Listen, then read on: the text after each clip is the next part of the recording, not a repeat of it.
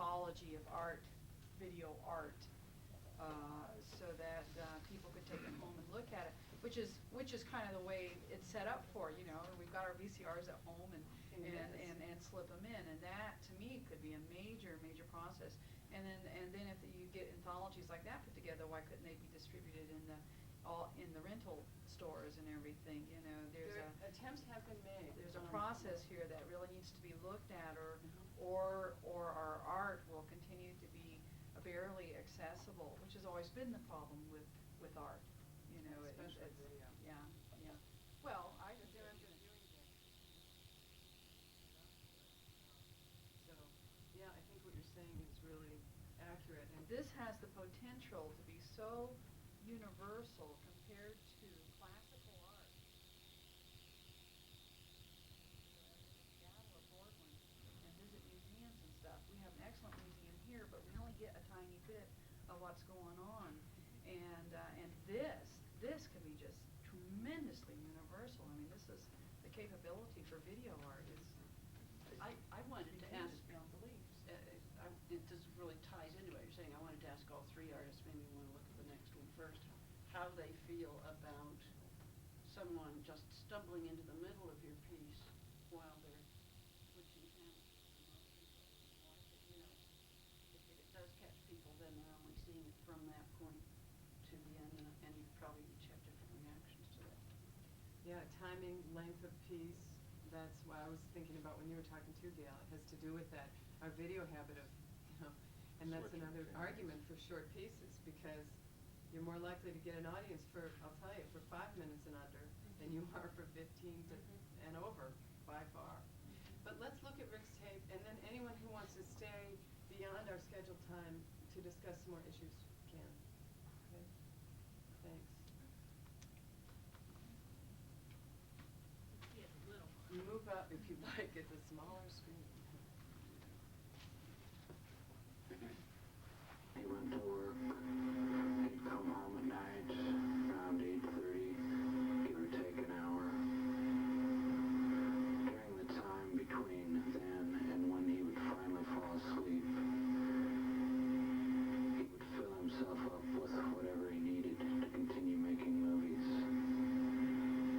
He'd listen to music, read, think, go for a walk.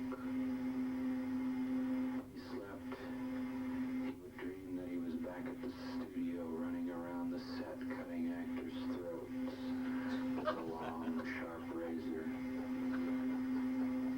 Sometimes, just before he would wake up, he would have this dream about 3 shiny black top hats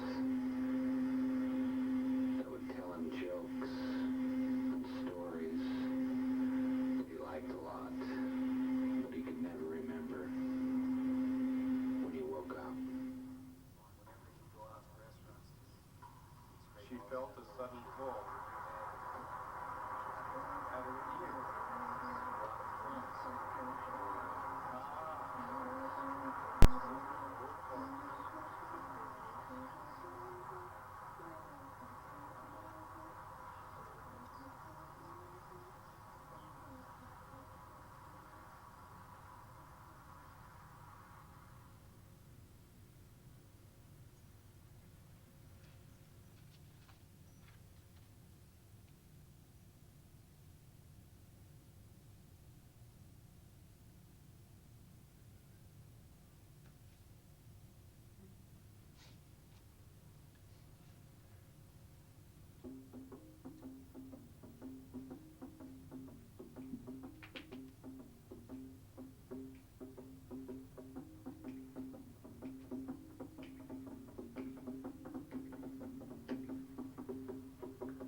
This crazy white man looked around in this brand new land he thought he found.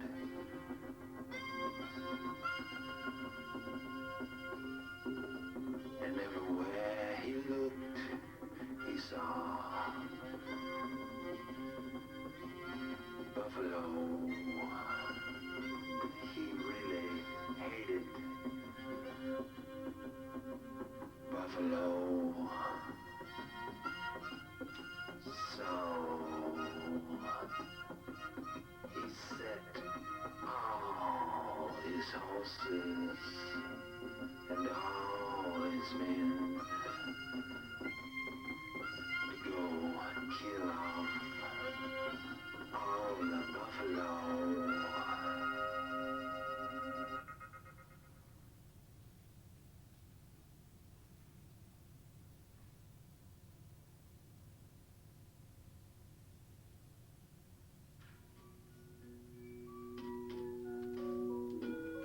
The sudden thrust of flight,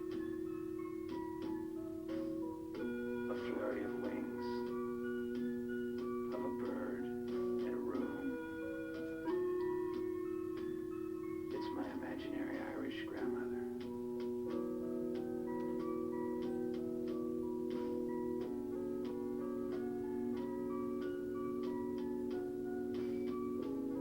My imaginary Irish grandmother enters the room, speaking German.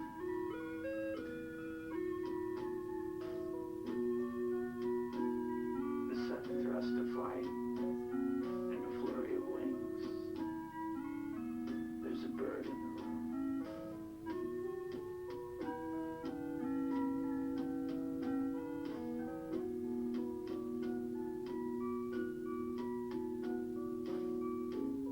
My imaginary Irish grandmother is taking cookies from the oven and a dead yellow canary, which she puts in her apron pocket. My imaginary Irish grandmother is sipping blackberry brandy. She's getting silly.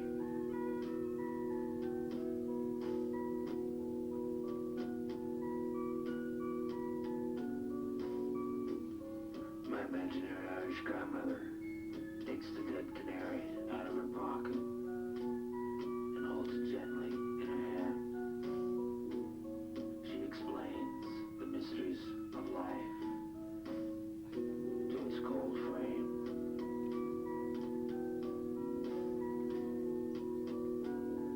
It comes back years later and returns her gift.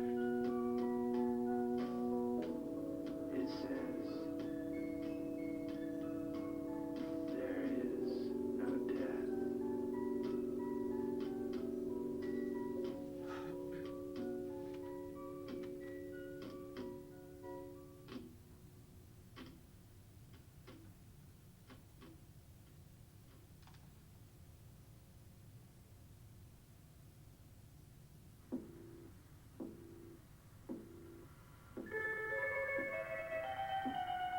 My hand always follows me in the dream. In my dream. In my dream. In my dream. I watch it with my eye. Over my ocean? Over the ocean. Over my ocean? Over my ocean? It catches my breath. In, out, in, out, in, out. It's all that I can hear. In one ear and out the other. And it's asleep on my pillow. Wake it up. Wake it up.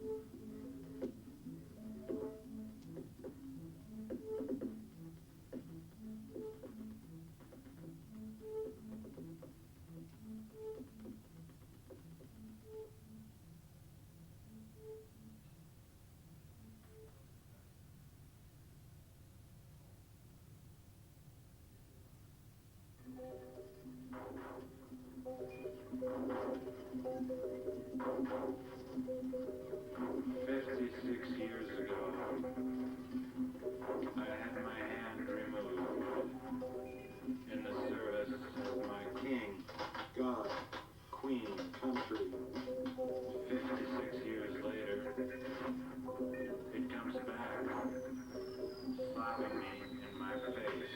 Ow. There is a tear in the fabric and an invisible seam. There is design and designers falling neatly in order into their grave, forming my mouth into words I would want, desire, wish not to speak. I don't know what I want from you. Every act is a need, not so easily defined. I don't know what I want from you, but I know I would love not to want. Wish, love, want, wish, desire, want, love, Let's say wish, want, desire, love, Let's say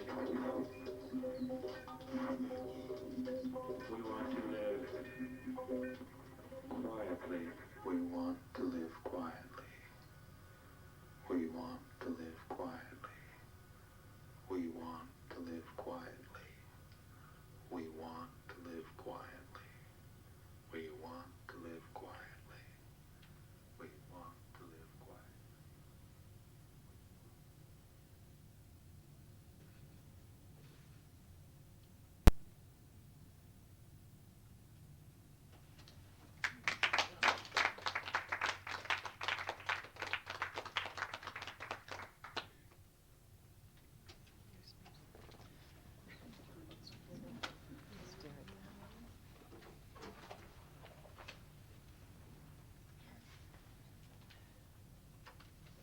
Response for Rick. Pretty mesmerizing. I'm curious about that soundtrack. How did you manage to find these things? In general, or, well, in general, in relationship to that particular video? I mean, what's the process or procedure to find it? Well, both my partner and I are sort of amateur musicians, and we've also messed around a lot with audio recording. So just sort of a kind of a cut and paste sort of a audio process. We use a 4-track and just try this, try that. Actually, the audio tends to be sort of the bones. We tend to just sort of hang the visual imagery on the audio tracks. After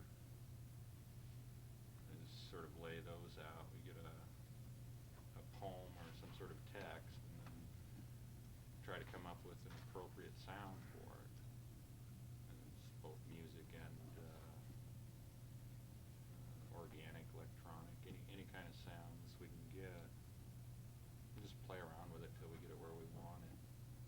Are you doing this stuff at MCAT? Yes, yes.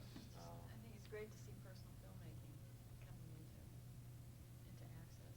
Yeah, the MCAT's been just, now can't even really put a value on it. It's helped so much. Been able to rework stuff and to be able to have that kind of edit control. It becomes more of a pleasure really than something where you want to throw something against the wall. I'd like to just say that I find it amazing because we've seen a really broad range here of approaches, and because of the thing we're viewing it through, that video process, TV or whatever, it it seems to be real personal. Either that, or I've got real universal view of what I like to do. But it's just, it seems like everything would be attractive to virtually any viewer at any level. It seems much more universal in some ways than some art is. And I don't know whether it's the process of having grown up with TV or what, but even though it seemed to me that this was a really wide range of artistic approaches, that at least to me, every one of them was real personal. And I think maybe that's universal with video art. I don't know. Well, I think artists in general Yeah. tend to Yeah. express Artists. themselves on a personal level because, basically the bottom line, that's why they do it. Mhm. Yeah, but I don't think the audiences connect so quickly to every different form. That's why, Yeah. everybody hates abstract, and some people hate abstract art, no matter what, who did it, what form, or it doesn't matter. But I don't think that necessarily video art comes across like that. I think a person who would say that looking at classical painting and abstract painting would accept more from the video. Maybe because it's a moving image, Yeah. so it's always changing and catching your eye. People usually watch TV too if it's on, whether it's something they want to watch or That's not. right. It's just kind of like this thing It's that's very compelling pulling you medium. at it. Yeah. Yeah. Almost Yeah, and dangerously you so. up front expressed sort of a concern because you were, like putting on television, like tossing in a bottle, and you don't know who's watching, how they react. I mentioned how each of you feel about showing it on television where people are going to stumble into it in the middle, have it on in a way in which it's just kind of on, and maybe they're not half. I mean, I could easily imagine why some video artists specifically would not want to put their work on television because they want the audience to either sit and watch it or not see it at all. I think for me, it's biased me away from narrative structures, the beginnings, middles, and ends. I've done a couple of things that were specifically for cable access, not this one here, but I did another piece that was just an observation of the tiger cage at the Philadelphia Zoo, and it goes about 8 minutes, and people can just come into it at any point and watch the Philadelphia Zoo tiger cage for as long as they want, for up to 8 minutes anyway. And so I've been kind of playing with this randomness of the medium, and it has its own attributes that are kind of fun to work with too. What do you say about that, Corinne? Well, I think that the capabilities of finding out your own artistic ability are endless. And if you have any type of creativity in you at all, unless I assume you do, or else you wouldn't be here, or maybe you're just interested in seeing. But I think that what you can do with the camera and what you can do in the editing suite is, I consider going out into the field is finding different pieces of an orchestra and then coming back into the editing suite and composing. And How do you feel about this issue of people looking at parts of the work, though, and coming in and out of it? As Carol asked, have you thought about that? When it's used as filler. I think that's okay. I mean, I think it just depends on the piece. If it's like, I don't know, I haven't seen your piece. If it's an 8-minute piece of a static shot of a lion in a cage, and if your purpose, if you call that art, and your purpose is for someone to just sort of come in and out of it, that's your prerogative, and this is access. But it wouldn't work for me. I wouldn't stay on it. It's fast. Well, see, I haven't seen it, so I can't really judge it. So. But if it's like, if it shows me different aspects of a cage, in an interesting way that would attract my attention. If I came in on the middle of it, if it's artistic, I would stay on it. Well, your work is kind of collage-like, and so in a way, I think your work naturally does work for the television structure. It seems to me, Rick, that your work is more narrative, and yet, it isn't the type of narrative that if you jumped in the middle, it would make any more or less sense, particularly than if you started at the beginning.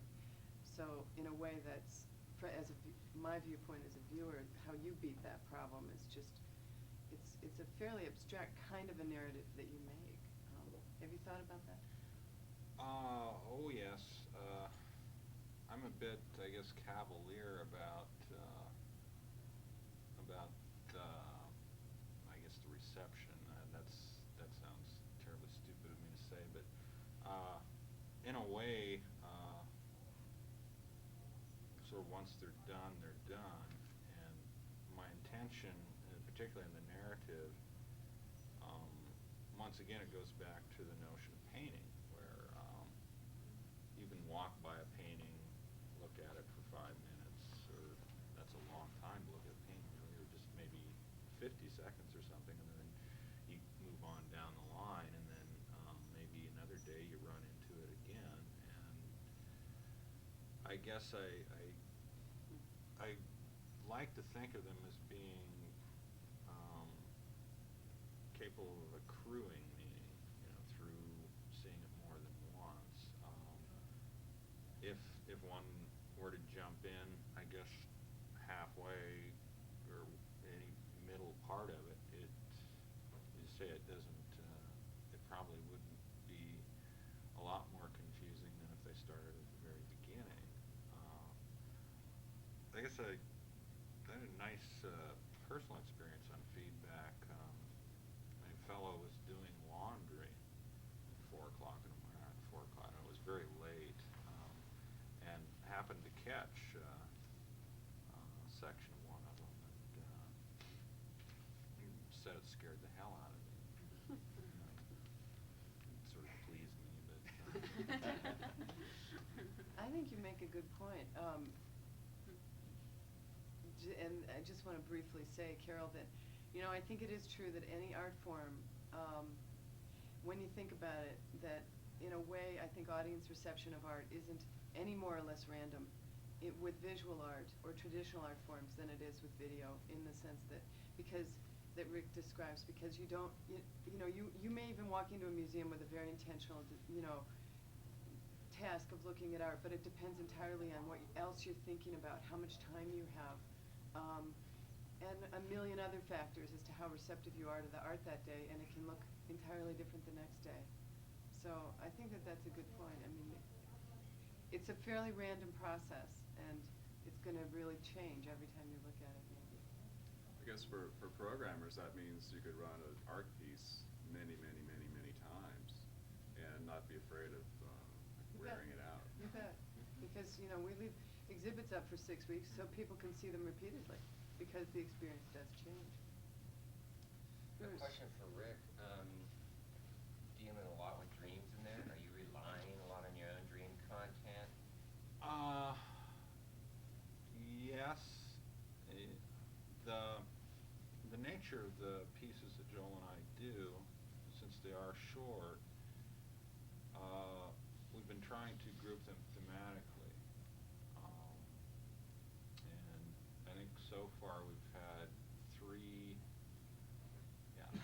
half-hour episodes, if you will, on view or shown over MCAT, and one of them was called Dream Catalog, and most of the pieces in that related to dreams.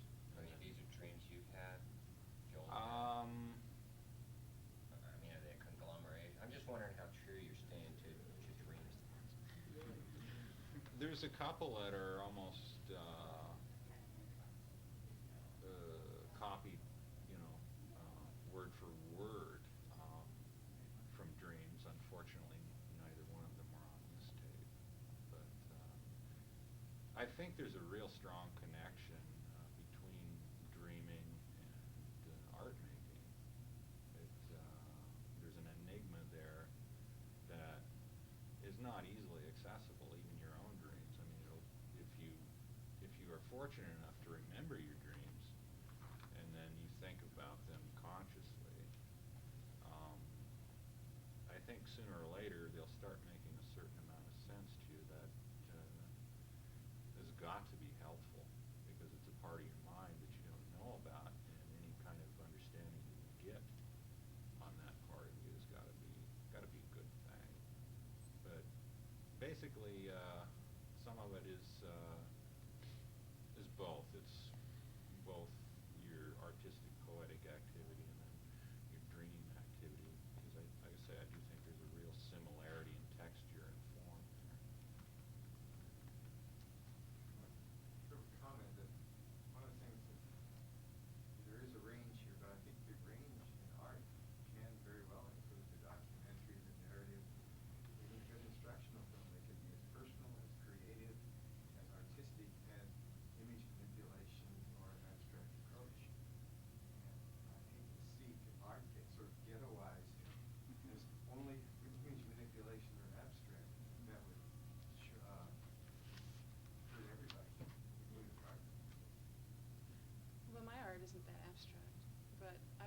documentaries, and I've used, like, when I've done the montage, I put montages into the documentary, and I've used that same technique. But I think you could, even if you wanted to get abstract, I'm sure you could. Yeah. Yeah. I'm not saying it's either or, but it should Making be it- looked at more broadly. Good point. Yeah, We have a yeah. filmmaker in the room who is this Lynn? Yeah, Yeah, hi, I thought Lynn. so, hi. Who has worked in a documentary like mode, but it's definitely artwork. Did you want to say something I in was just response going to to that? say that a festival that I went to in Chicago has been addressing, people doing some really interesting writing about these issues of access, and they had a panel on the aesthetics of community-based video, which really heated arguments about people, the access groups and activist groups using video in AIDS and homelessness and women with AIDS, and standing up, really just shouting, we don't have time to talk about art, we have these pressing issues, and other people saying, if you're going to use the media, there are certain issues that are going to come up, and that these need to be talked about. But I found it just an incredibly exciting experience. I mean, all these ideas coming together, and instead of, this is documentary narrative, this is art, this is image manipulation, this is AIDS, the whole, we're whole people, that all of these issues are part of that. And I'm so glad to see this panel as part of this, because I have seen, it's really, how do you get the equipment, how do you, get the information, all this kind of technical stuff, and it's so important. I mean, what is it we want to say? Why are we watching TV? How do you say it? How do you say, how do you say what you're going to say?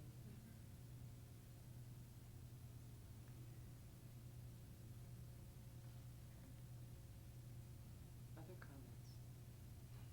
Are we gonna be putting video into museums soon? Yeah, Big yeah. walls, multi-screen? I don't know. It's certainly been tried in a lot of different ways, and we've presented video here at the Missoula Museum of the Arts several times. Lynn Merrick, who's a filmmaker from Belgrade, and I have been talking recently about trying to present more of a context for showing film and video, and just like I think when we can, we try to present visual art in some sort of a context. That is a thematic structure or something that makes it a little bit more dynamic to look at the art. In the same way, I think increasingly film and video needs to be looked at not as film and video, but as artworks that fall into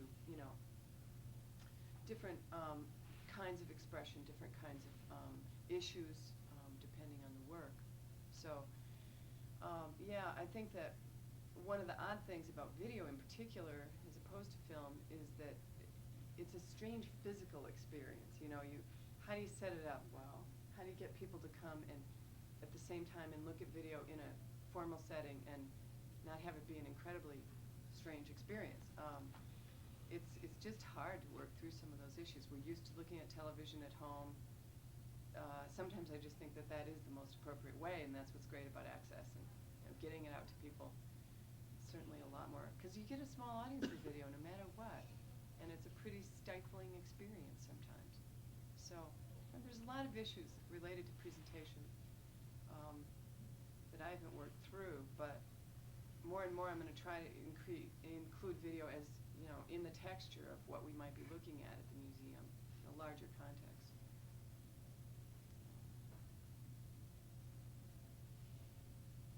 Yeah, I think that's what these kinds of conferences need to deal more with, is issues of, like I said, that people are doing critical writing about. What is, the issues of representation on the screen, or what's a viewing experience, who's viewing it. I mean, all those kinds of things that people tend to put in a theory category, and then it's kept separate from producing, or, the writing conferences are Absolutely. separate from filmmaking conferences and all that. Why isn't this stuff more together? It's very true. Well, it will. Yeah. It's sort of a matter of inertia and things taking time to develop, but I think these issues will all have to be addressed and will be addressed eventually. Maybe some of us can be more active in presenting the issues and dealing with them. It's really true, because even distribution is a very political thing, and a very deep issue. So, and that's what makes this panel kind of difficult, because we can't fit all these issues into this into 1 hour and 15 minutes. But I really appreciate the artist's work. I think it's been a while since I've seen video art in Missoula, and I forgot how stimulating it is. And Somebody else's head, and so you can see the other people in the session who are as important as we are sitting up here at the front. Hopefully people that you're going to be able to exchange ideas with and talk with during the conference. I heard somebody say, "Boy, this is the last one. I'm getting glassy-eyed," and I hear that. So we'll try to be entertaining on this. And this is a public policy update, and I think one of the best services that the national organization, the NFLCP, provides is being your voice on a national level. And fortunately or unfortunately, I guess in some ways unfortunately, given our resources, we need to be active in all three areas of government: in the legislative area with Congress, who makes laws; with the administrative or executive area of government, especially now the FCC, that wonderful bunch, the toaster with pictures, Mark Fowler style people in Washington who do things that affect us; and then the courts. So we're going to go over the major areas of public policy in those, or the major events, recent and current, in public policy in those three areas of government. We are fortunate to have, I think, one of the best minds in cable with us as a featured speaker in this session, and then again, Joe's also going to do the keynote, and then tomorrow people will have a little more of an informal chance to talk with Joe. But Joe Van Eaton, who is a partner now with Spiegel and McDermott. You didn't know that, huh? I knew you were. I just thought I'd bring it up. Joe served on the national board for 6 years and gave away a bunch of time as legal advice and a legal eye, and he continues to give away a bunch of time. Spiegel and McDermott, Joe, very helpful to our organization for many years. Their law firm still represented on our national board by Jim Horwood. Joe is also represents the Alliance for Communications Democracy, which is a group of NFLCP members who put money together in order to for us to have a voice in the major court cases, which can affect whether we open our doors tomorrow. And I'm glad to say that the Northwest region has put $1,000 in toward the brief that's going to be filed in one of the cases that Joe's going to talk about, Preferred versus LA. But I can't imagine having a better person to give us an update on the public policy arena than Joe, and someone who's been important to our organization for so long and is considered one sharp dude on this stuff. So I want to turn it over to Joe to handle those areas, and then I'll finish up with some ways in which we as a region can be active and supportive on these national activities. Yeah, thank you. Well, I never know whether Alan's insulting me or complimenting me when he called me one of the best minds in television. That's the kind of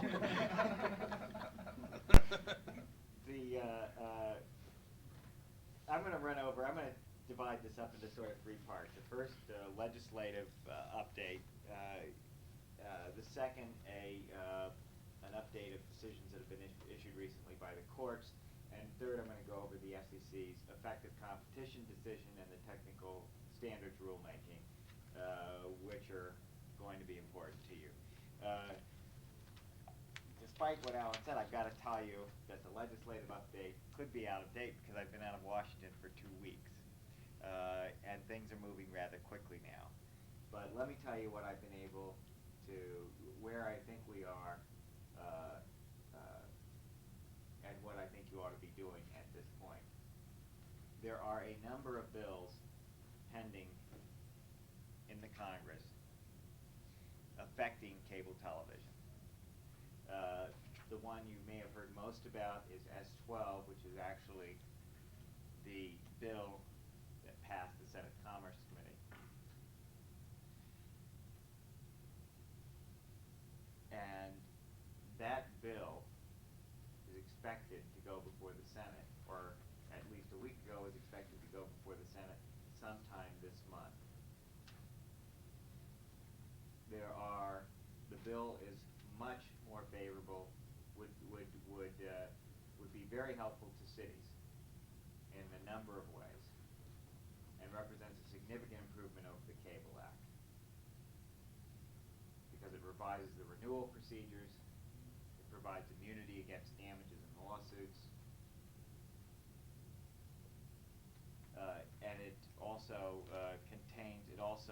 contains to a degree, though perhaps not as much as anyone would want, for re-regulation of cable television rates. The problem with the cable bills may be that they are facing some significant opposition from the cable industry, from the Bush administration, and from a number of Republican leaders on the Senate side. And there is a danger that they will run out of steam this session and never come before the Senate.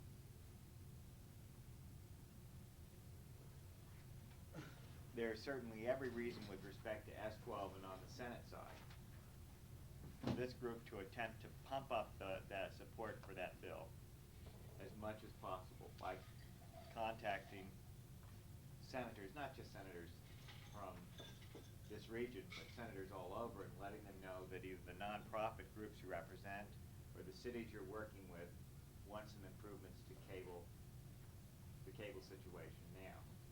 That will help this bill move forward. On the House side, there really isn't a bill that's gone before. The House, the relevant House committee has not considered a bill. Larry Irving says that they are waiting to see what the Senate does, and will then reformulate what was last year H.R. 1303, the House version of S12.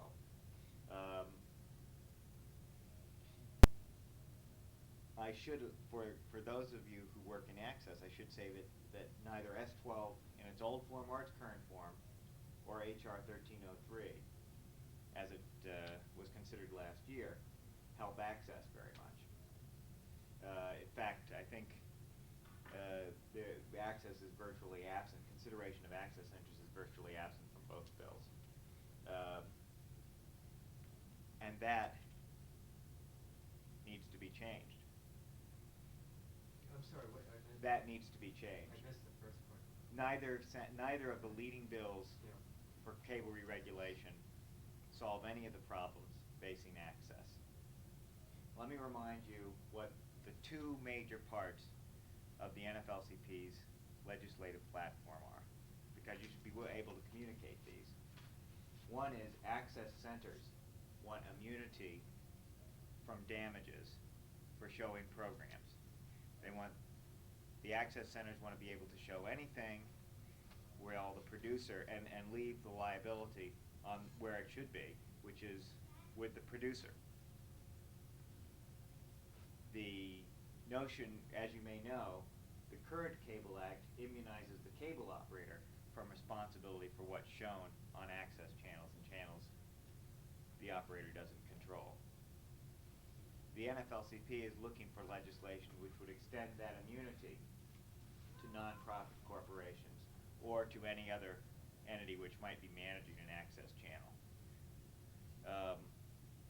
The second thing is access centers need to be able to get improved funding and operational support at the time of a franchise renewal.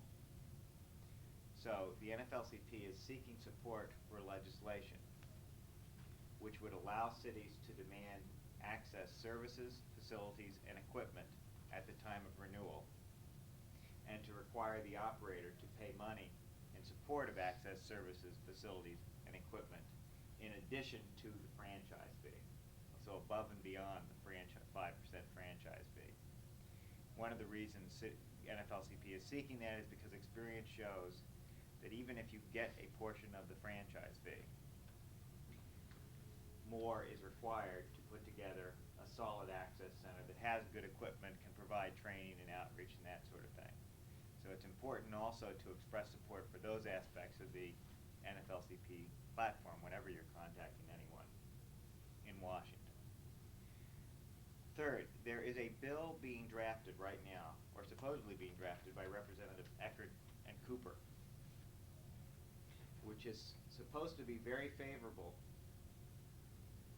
to the public interest generally, supposed to generally accomplish a lot of what cities and access users have been seeking. But I can't guarantee that because I haven't seen a copy of the bill. I don't know what's in it. It is supposed to be introduced on October 1st.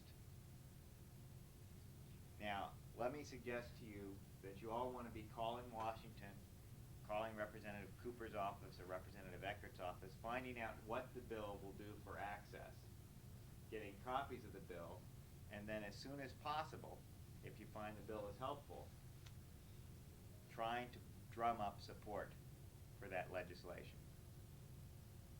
So watch for that. That's within the next week. If things go as planned, keep on top of it. That'll be important. It's an opportunity.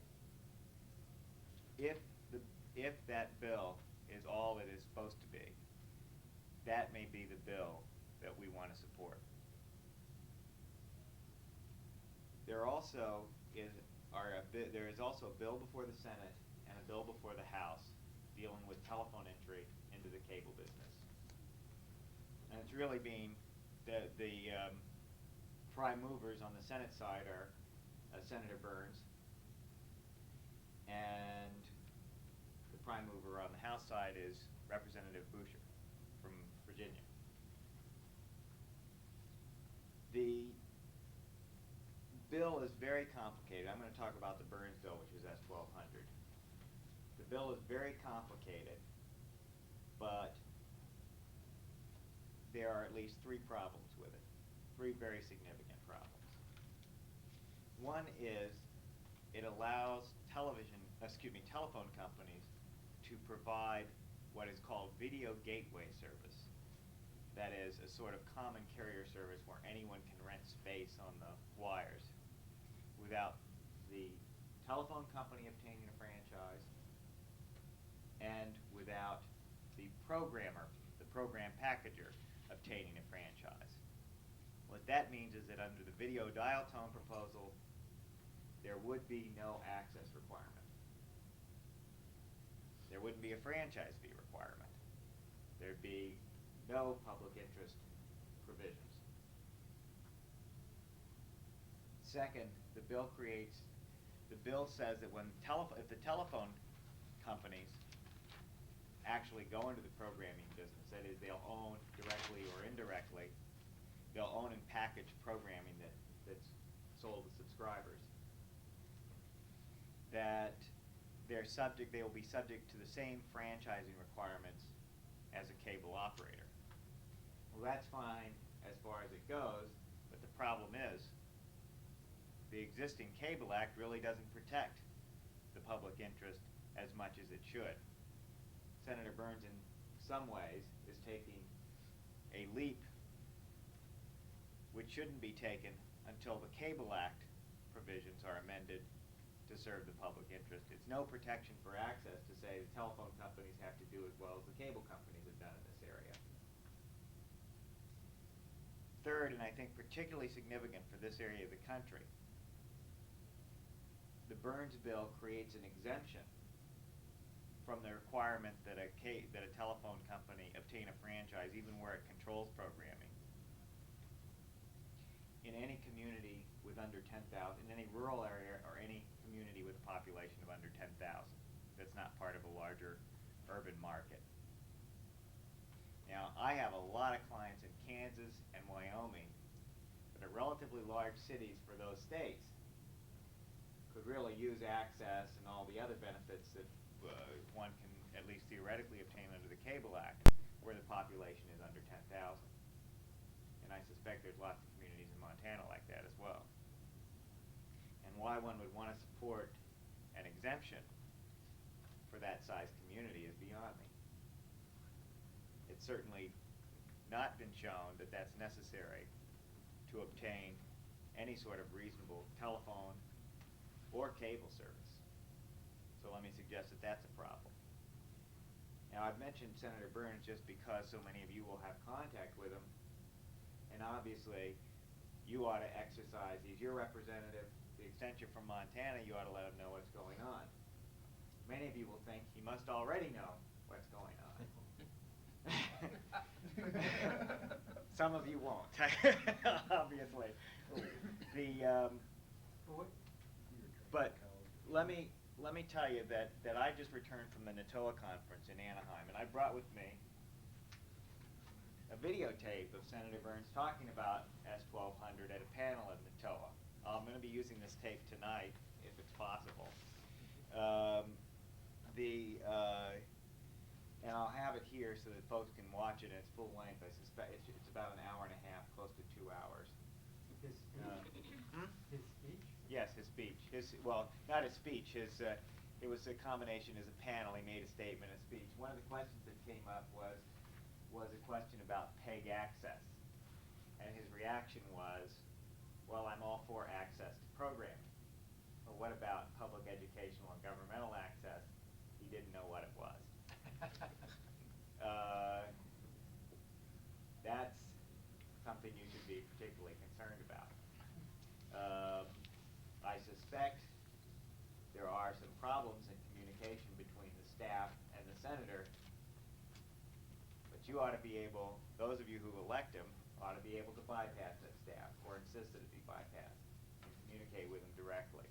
He's been to MCAT. Yes, I know. I understand he's had his picture. That's even more stunning, you know. I didn't see the blinders on. I mean, it was.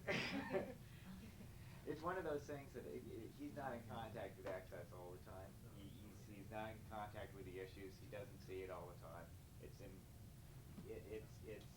one of those things where you have to constantly be reminding someone of your presence. You should, with the cable industry, one of their overall lobbying plans is that at least twice a year, one gets in contact with your elected representative, each one of the elected representatives in the community, even if you don't have an issue, just to tell that person what you're doing. And if you don't have a regular contact program where both your nonprofit organization that uses access is in contact and telling them what you're doing on access, or you as an access organization are not regularly contacting your elected representative, you're letting the cable operator run circles around you legislatively. And there's no reason why that has to be. I'll mention that later on. Joe's going to take about 9/10 of what I said, because he always does when we talk on the same thing. But I'm going to recommend to you later on, which is now only going to be about 5 seconds later on, that you send not only your newsletter to your senators and representatives, but do it in pictures. Send it on videotape. If you've got an orientation tape, it can easily be modified, and mail it to Mr. Burns so he gets to see, especially if you've got a program where he was on the show, maybe you can remind him that he was on the show.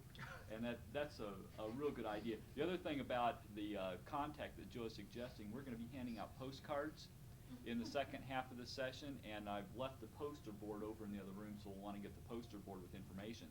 But we're going to start our own postcard. We're going to continue the postcard campaign to people right as a part of this session. Okay. And I may say this tonight, but this is a small bit of this is not directly dealing with legislative. This was something I wanted to add in terms of an overall approach to legislative activity. One of the things I am constantly told by people who know this field much better than I do is that people in Washington watch the newspapers. Every senator has a clipping service from his hometown. Every senator watches the Washington Post, and if it shows up in the Post or on a major newscast, it's true. If it doesn't, who knows? And part of the job of any organization is to make sure there are constantly articles appearing everywhere you can think of where the people you want to influence are going to see them. One thing I think, did anybody here, how many people here saw Katie Couric's piece on access 2 days ago on the Today Show? What did you think of it? I thought it was much better than anything I've seen on access. Yeah, they had live access people. We had live access people. You didn't like it so much, huh? I was disappointed because she was obviously trying to get the silly side. It certainly didn't compare with the Good Morning America piece that's so famous. That was much, much better.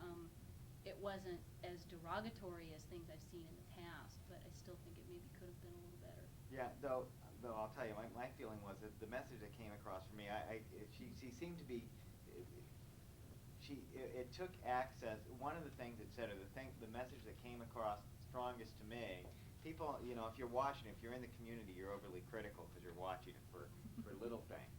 But the first thing that she said was that access is a phenomenon, that it's going like wildfire. It's inspiring. You can tell it's wildfire because it's showing up on Saturday Night Live.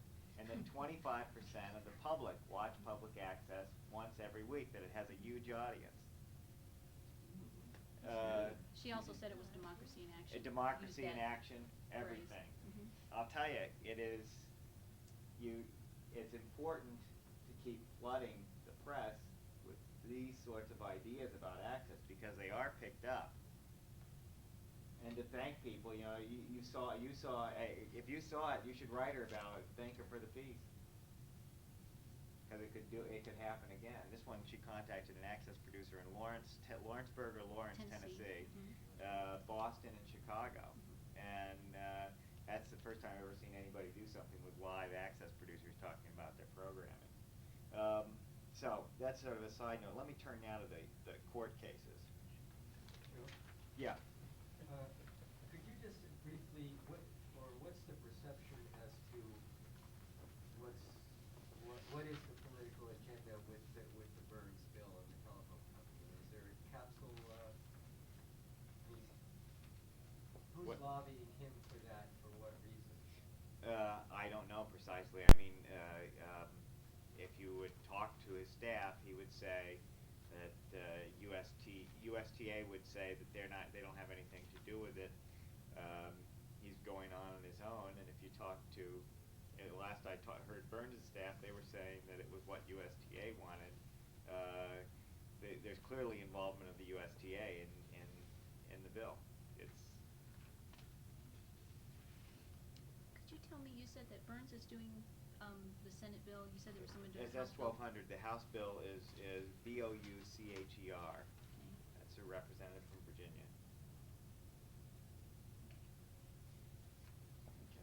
Let me talk about the court cases because there's some interesting things going on in those. First, the preferred case. Most of you have heard of the preferred case. That's the only cable case, franchise case that's really gone to the Supreme Court. And let me remind you where it is. It initially came up on what is technically known as a motion to dismiss. The city had moved to the cable operator filed suit against the city when the city refused to issue a franchise on First Amendment and other grounds. The city moved to dismiss.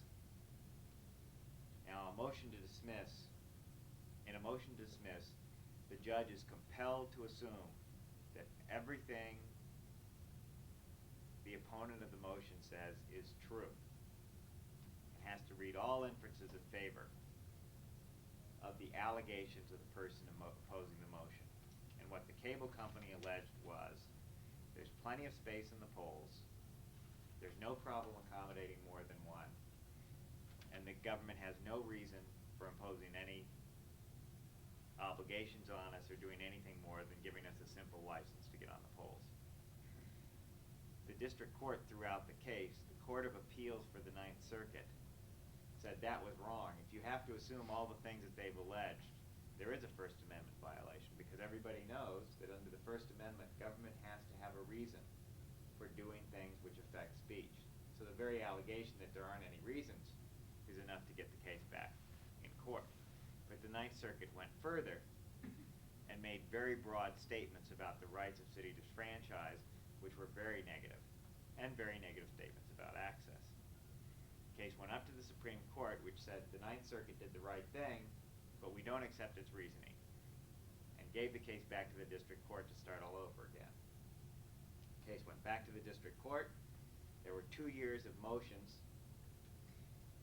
for summary judgment. Now, in a motion to summary judgment, slightly different rules apply. Both sides submit lots of documents. The judge is entitled to look at the documents, and where there's no dispute as to fact, he can make findings of fact. And after the judge found the facts in the case, she decided to dismiss a lot of the claims that were raised by Preferred in a way that was favorable to the city. She found that it was constitutional to franchise. Preferred to challenge the entire franchising process and said, you have to just issue me a license. It's like going down and getting a fishing license or any other thing. You can charge me the cost of the administration of that license, but that's it. The judge found that it was constitutional to franchise. He found it was constitutional to provide for universal service.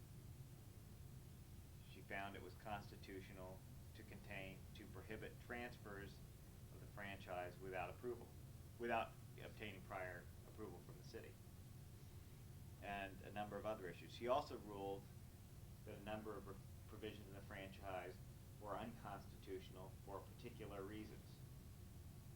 She found that the access requirements in the Los Angeles franchise were unconstitutional because Los Angeles hadn't shown it needed everything it had asked for. She said, look, access serves a compelling government interest. So you might be able to impose some access requirements, but the key question is how much. Los Angeles required the operator to provide 8 channels for access, for example. But when she looked at all the facts in the record, the judge said, I don't see any reason for 8 versus 7 or 6 or 5 or 4 or 3. I don't see any justification for that number. So she said, Los Angeles, it's a compelling government interest, but essentially it will be up to Los Angeles to go back and find the facts and determine how many channels it needs. You can see from that discussion that's not such a bad result from an access standpoint. What it means is you need a rational record, but if you do your homework, you can justify an access requirement. And she reached the same result with regard to a number of other obligations that were imposed on the operator. Preferred has now appealed the case to the Ninth Circuit, and the city's also appealed portions of the case to the Ninth Circuit. And it's now in the process of being briefed to the Court of Appeals. Preferred's actually filed its brief. I've got a copy of it with me if anybody wants to see it. It's a very, very detailed and extensive attack on the entire franchise process. And essentially the essential argument on which the whole case rests is the proposition that government has no authority to impose anything beyond simple safety requirements on a cable operator. Now, how does that case affect the people in this room? Well, once the Ninth Circuit case is decided, that case will be the law of the Ninth Circuit unless it's overturned eventually by the Supreme Court. What's the Ninth Circuit? It's 10 states and 1 territory. Let me see if I can get them. Montana, Arizona, Oregon, Washington, Nevada, California, Hawaii, Alaska, Idaho, right. Guam, and I think Kansas might be, New Mexico. Not Kansas, not New Mexico. I've actually, in any event, everyone in this area would be affected. Utah's in the 10th Circuit. Arizona, it's an odd division, but virtually everyone on the West Coast and everyone in the Northwest will be affected by that decision. Now, some years ago, a group was formed called the Alliance for Communications Democracy, which was formed to educate the courts as the benefits of access, to come in and say, wait a minute, Preferred's argument is essentially the city's making this power grab, it's running roughshod over First Amendment rights. Stop it. The Alliance was formed to come in and say, it's the cable company that's running roughshod over First Amendment rights, because the most important First Amendment rights here are the rights of the public, which needs to have an opportunity to speak via cable, and which needs to be able to receive a diversity of information via cable. And that requires that we impose certain public interest obligations on it, just as we impose them on broadcasters and others who use valuable public property. And that group will be filing an amicus on October 28th in the case. The case will be completely briefed by the end of the year, the Ninth Circuit moves very slowly, but you can expect that possibly by the time of the next national convention, it will have ruled on this case. And to the extent your interests are directly affected, you might want to consider working with the Alliance to ensure the Ninth Circuit gets the picture. That's probably the most important court case that's now pending. Let me give you two other cases, talk about a couple other cases that are kind of interesting. One is Rolla, Missouri, a few weeks ago became the first city to go through the formal Cable Act process, deny renewal to an operator, and have that denial upheld in court. And the case actually was kind of the circumstances of the case were quite interesting. Rolla is a relatively small community, and it had had a number of complaints about cable service over the years. And so when renewal came, it went through the formal Cable Act renewal processes, including an administrative hearing. And it denied renewal on two grounds. One was that the operator had failed to provide adequate service, and it failed to cure all the defects in its performance, because there had been a lot of complaints from customers and they hadn't been responsive. And the second was that the operator wasn't technically qualified to operate the system for the future. And that too depended on the fact that the customers had been complaining and none of their complaints had been responded to. The court reviewed the decision and literally it looked at the complaints and said, you know, there's a problem with us denying renewal on the basis of these complaints because they aren't specific enough, and no city council ever took action to bring those complaints, to specify those complaints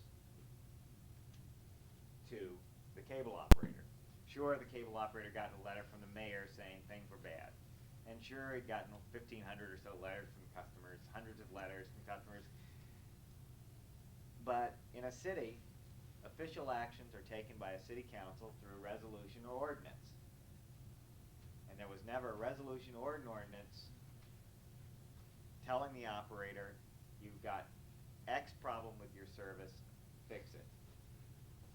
So the court said, we can't deny renewal. Rolla can't deny renewal based on these past complaints, even though it's quite clear the operator knew of the complaints. But then the court turned to the other side and said one of the key questions of the Cable Act is whether this operator is technically qualified to manage the system. Well, one of the tests for whether it's technically qualified is whether it's run the system well in the past. And even though there wasn't official notice of any of those complaints, the operator certainly knew about them, knew that the customers weren't happy with the operation, and there were some very basic problems with the system which any moron could have fixed. Namely, the system hadn't been grounded properly on the poles, it wasn't in compliance with the National Electrical Safety Code, and the court said that's a good indication that this operator is not technically qualified to manage the system. Now, you may think that's an odd circumstance, but it's actually quite common. If you went out and looked at the poles in a number of cities, you'd find that they were installed by subcontractors in complete disregard of basic utility codes and have never been corrected. In a lot of communities, you'll find that the cable is not grounded, which is a safety code violation. We found that in St. Louis had that problem. The community we're working with had that problem. You just hear reports of it over and over again. And the court's willingness to look to the past to determine whether the operator would be technically qualified for the future suggests that it may be far easier to deny renewal than anyone has ever thought. Now, that case is now on appeal before the 8th Circuit Court of Appeals. The city is appealing the decision on notice, and the operator is obviously appealing the decision on the technical issue. So that's the case you'll want to watch for. for those of you who have cities that are interested in going into municipal ownership of cable, the last year saw two very important cases, one involving the city of Paragould, Arkansas, the other involving Niceville, Florida. Operators have argued that when cities go into the cable business, it violates their First Amendment rights, because if they lose their customers, they won't be able to speak. And second, that it violates their due process, the cable operators' due process rights, because the city will act both as regulator and as competitor. Both the 11th Circuit Court of Appeals and the 8th Circuit Court of Appeals rejected those arguments resoundingly, essentially authorizing Niceville and Paragould to go forward competing with the cable operator. This is something a number of cities are looking at, and it's resulting in some very, very odd cable operations in various places around the country. Elbow Lake, I was just talking to someone about Elbow Lake, Minnesota, established a municipal cable system. You can get a kind of idea of how outrageous cable rates really are. The cable operator was charging $18.95 a month when the city established a municipal system. The city set its price at $13.95 a month. So the cable operator responded by lowering its rates to $13.95 a month and offering to pay $100 to anyone who would sign up for its service for a year. Well, the city took out a pencil and pad and said $100 divided by 12. That means they're really charging $5.95 a month. We'll lower our rate to $5.95 a month. The cable company responded by lowering its rate to $5.95 a month and still offering $100 for anyone who would sign up for a year, which means in Elbow Lake, you get paid $28 a year to subscribe to cable company service. Let's move.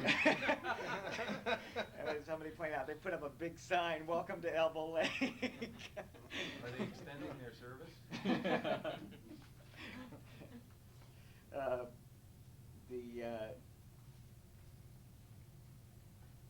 Those are the main cases which have come down over the last year, I think.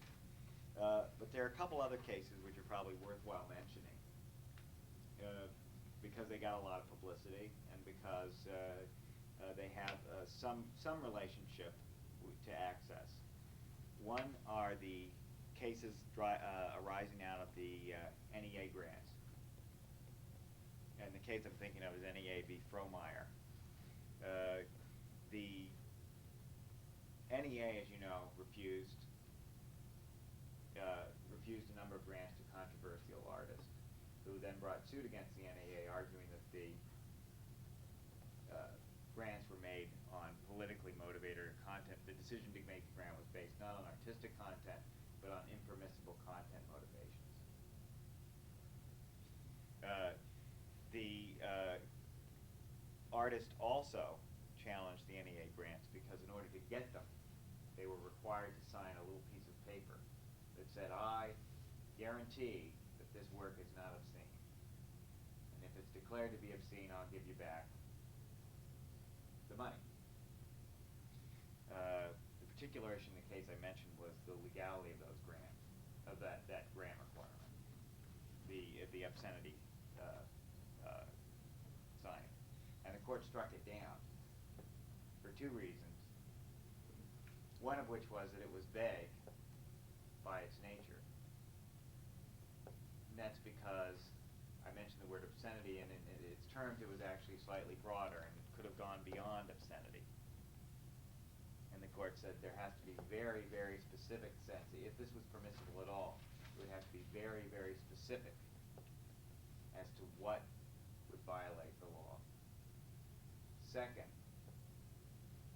the judgment as to whether a work was obscene rested in part on a decision by an NEA committee from which there was no appeal to the courts. And the court in that case, in the NEA case, said it's not enough. You have to have recourse. At the basic rule when you're dealing with obscene speech is that the person who is alleged to have engaged in the obscene speech must be able to have recourse to the courts immediately, and the burden of proof is on the government to prove that the work is obscene, not on the artist.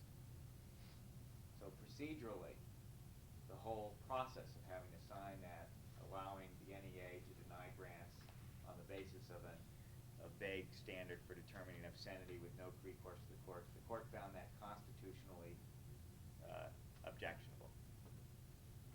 Now that's important. I think the analogy to we sometimes find in the access community are provisions that require, that we're going to have to think about, is what of all these contracts that require people who are using the channels to affirm that the work isn't obscene. That alone may not be so bad. What about when it's combined with a provision that allows the board of the access corporation, without opportunity for appeal, to make a decision as to whether the work is obscene or not? And if that wasn't worse, what about those access provisions which put the burden on the speaker to prove to the board that the program is allowable? And then finally you get to the most extreme example I've ever seen, which was a proposal by the city of Austin, ultimately not adopted, which would have required one using it to admit that the program, if the program contained certain things, it was legally obscene, effectively. Even though, as a matter of law, what they were seeking to have declared it just wasn't right. It wasn't accurate. There's going to be, keep a close eye on those NEA cases, because I think they're going to directly affect the relationship between access centers and producers.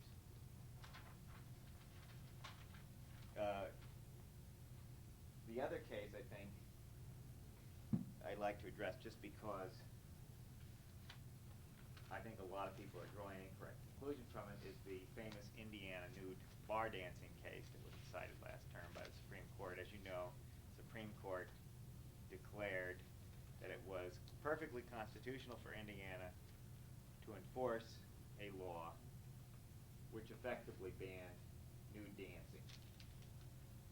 The law allowed someone to perform in a G-string, and the court ruled that that sort of restriction was narrowly tailored to achieve constitutional goals and was permissible. Now the trick to the whole thing was that the court found that the Indiana statute, the majority anyway, found that the plurality found that the Indiana statute was just a general statute that wasn't just aimed at speech, but was aimed at nudity anywhere it might appear.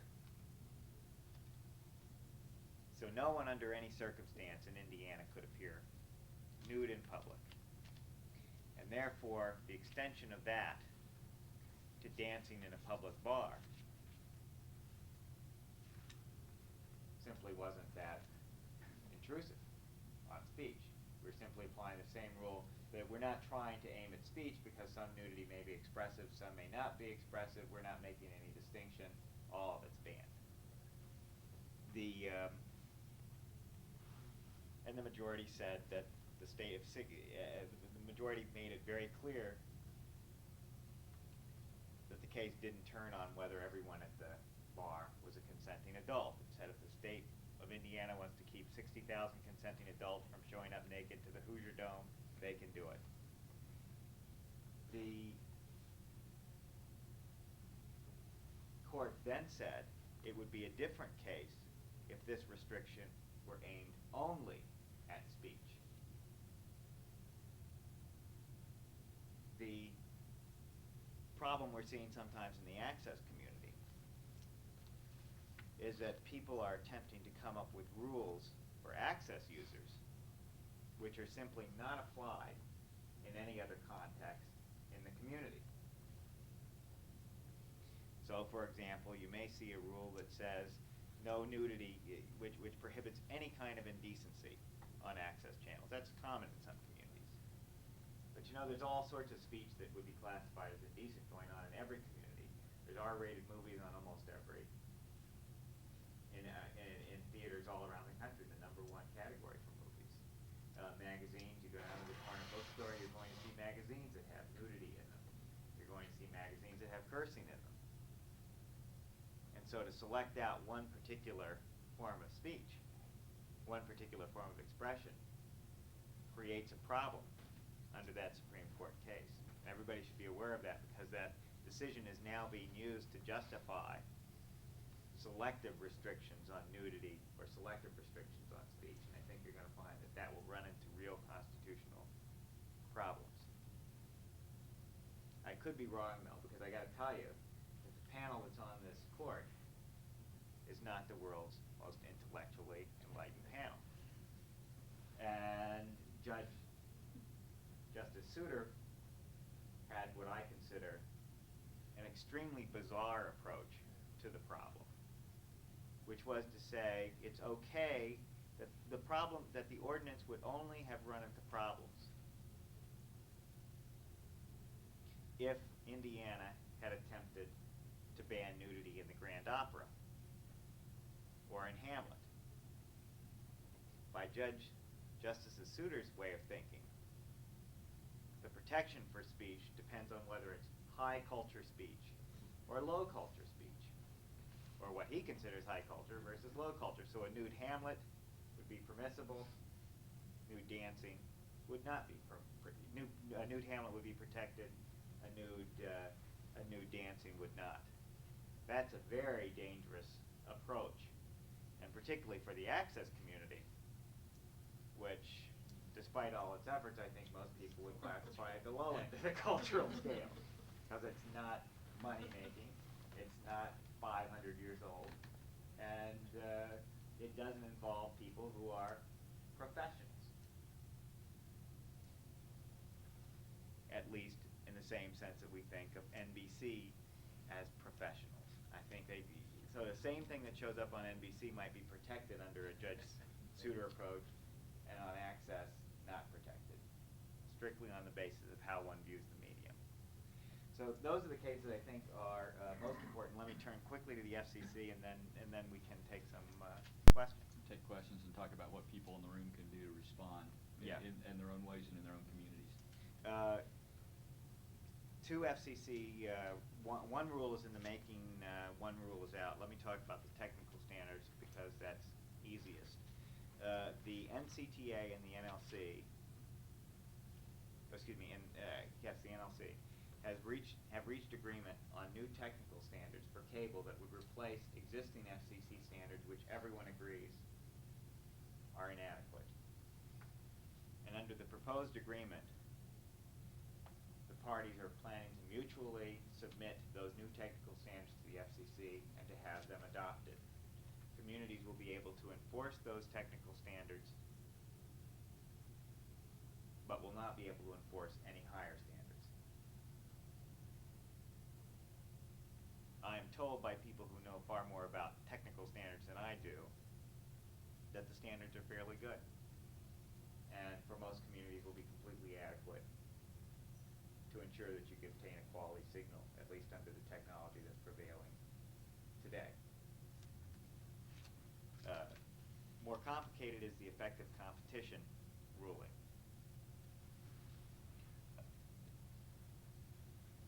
I think everyone has heard that the FCC has adopted a standard. As you know, when the Cable Act was passed, Congress said cities where the cable system is not subject to effective competition may regulate rates. Cities where the cable system is subject to effective competition may not regulate rates because the market will constrain the rates. The FCC was directed to define effective competition and initially said whenever a community is covered by 3 unduplicated broadcast signals, it is subject to effective competition. Well, now even the FCC admits that that decision was just crazy. So it's come up with a slightly less crazy a definition of effective competition, but one that's certainly still not adequate by any means, and I think most people, based on their experience, know that. The new standard is a system is subject to effective competition if a community is covered by 6 unduplicated broadcast signals, or if in 50% of the community can obtain service from an alternative multi-channel competitor. That would be independent competitor, home satellite dish, MMDS, that's wireless cable, DBS, SMAT-V, satellite master antenna television systems. And 10% of the homes passed by an alternative alternative provider and a cable system actually subscribe to the alternative provider. The idea is not, the alternative provider doesn't just have to be there, he has to be competitive enough that somebody actually subscribes to its services. The new rule is scheduled to go into effect on October 25th. Under the rule, it is up to the local community to make the initial determination as to whether the cable system is or is not subject to effective competition. The operator can appeal that decision to the FCC, but the burden will be on the operator to prove that the community was wrong. And the FCC says it's going to assume that the cable system is not subject to is not subject to effective competition, and that is it may be regulated. But communities don't have to regulate; they aren't required to regulate, and until they make the determination, the effective competition determination, rates will remain deregulated. And what that means is that in communities, and there's a lot of communities out in this area, I've looked at the maps, there's lots of communities out here that will be able to regulate rates under this new standard. And the longer the community waits to determine whether it's subject to effective competition, the longer rates remain deregulated. Now, what makes life particularly complicated is that it's not clear whether one can roll back rates once they're put into place. The cable industry argues strongly that if its rates are $18 today, a community has no authority to reduce its rates below $18 under any circumstances. And if you think about how that plays into the time at which you make the effective competition determination, you can see that there is every incentive for a cable operator to increase rates as soon as it can and before the community has the opportunity to complete the effective competition determination. What we're advising communities is if they think they might be interested in regulating rates, make the determination now so that when this rule goes into effect, you are in a position to immediately impose rate regulation before the operator has a chance to further increase rates. Now, I should tell you that we are litigating in Gillette, Wyoming, the question of whether you can roll back rates. Gillette doesn't even have 3 signals available.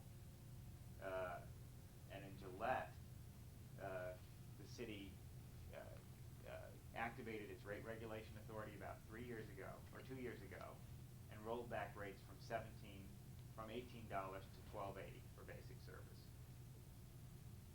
And it also established a rate for expanded basic. A lot of people say expanded basic is deregulated. Actually, the rule that was established by the Cable Act is it's deregulated. It may be regulated or it may not, depending on how it's marketed. If it's marketed as a tier which includes basic services, then it's subject to regulation. If it's marketed as a completely separate tier that doesn't include any basic services, then it is not subject to regulation. Well, what we found when we looked at the Gillette system was that it was actually marketed all together as a lump. And if you called up and said, I want expanded basic, how much is it? They didn't say 40 cents. That is the additional amount above the basic service rate. They said $18.95. And I know, for example, on other TCI systems, that if you call up and ask how much is expanded basic, they'll give you a lump price.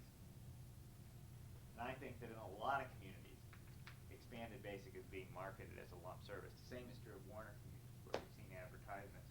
It's advertised as a lump product. So that case is now pending. There should be a decision on that case in the next 6 months. And that will be important in But even so, right now, there is some protection that a lot of cities out in this part of the country will be able to provide subscribers. That's basically it for the update, and Let me do a we can couple. take any questions, or? Let me do a couple things here. You will get chances to ask Joe questions. I know when I sit in the audience and Joe's up there, I don't want to listen to the other person, so I'll go real quickly here. I didn't even introduce myself. I'm Alan Bushong. I'm Director of CCTV in Salem, Oregon, and I'm Regional Public Policy Chair. I want to, in 2 minutes, tell you what the NFLCP in this region has done in response to those 3 big areas. Joe started out with legislation. Well, we've got postcards here, and at 4:45, we'll have about 17 minutes for questions. You can continue them, but then I'm going to pass out Hershey bars because you may need a mood enhancer after some of the bad news. And then we're going to pass out postcards, which Randy has been kind enough to get for us, so you can start your campaign right now to write your Congress people. Because as Joe said, they need to hear from us, and they need to hear from us. Actually, in addition to this, they need to hear from us when things are good. I encourage the access centers to send out the videotapes and encourage them to do your congressional representatives and senators to do programs, and the visibility, positive visibility things.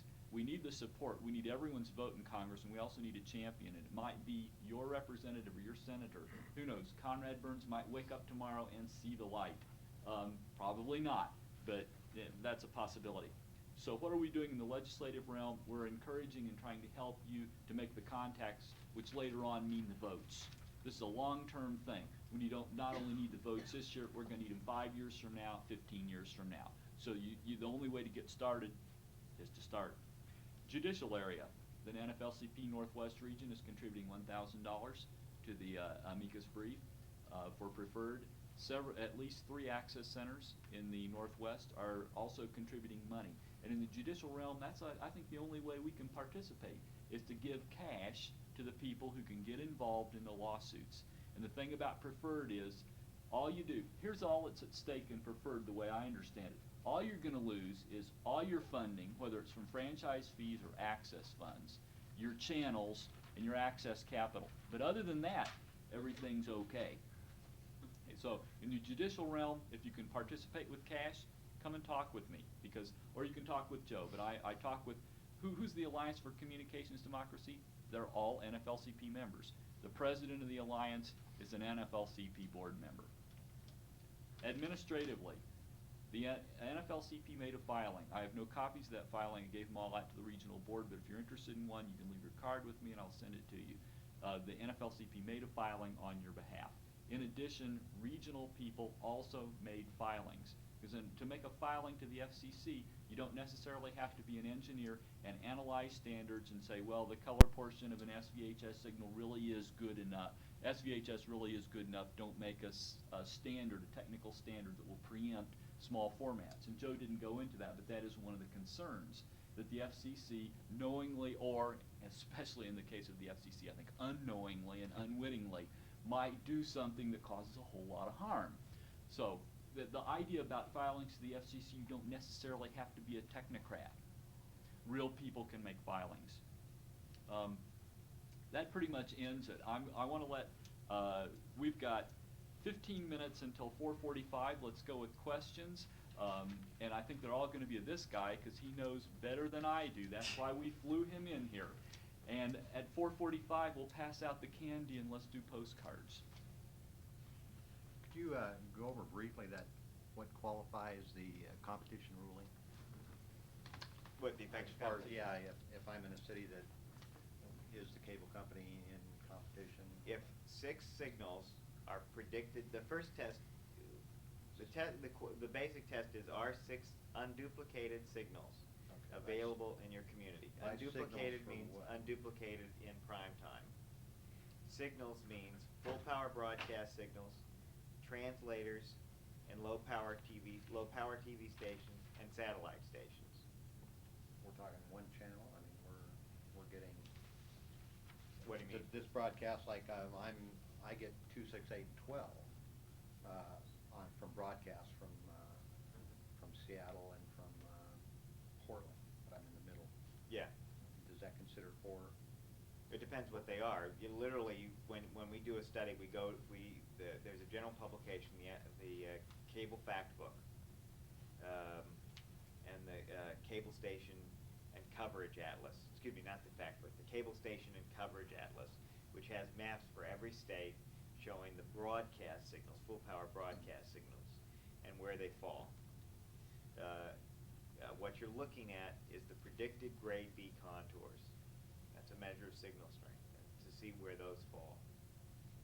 If they cover, if you get through, if 100% of your community is covered by 6 unduplicated signals, it's subject to a competition and you can't regulate rates. But you have to look at you have to basically list all the signals that cover, and then you have to go back through and eliminate the ones that are duplicative. So if you have 2 NBCs, which is really common if you're between 2 large metropolitan areas, you just count that as 1 signal. 2 ABCs, count that as 1 signal.